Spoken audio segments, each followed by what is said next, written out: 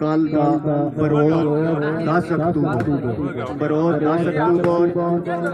पहला मैच मजमुल लदा चाचा मसूद गार्ड मजमुल लदा का मुकाबला चाचा मसूद गार्ड फिक्स 8:30 बजे शुरू हो जाएगी।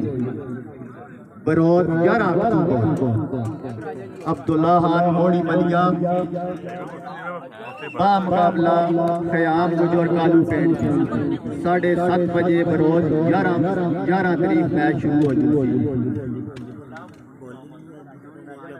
11 तारीख दूसरा मैच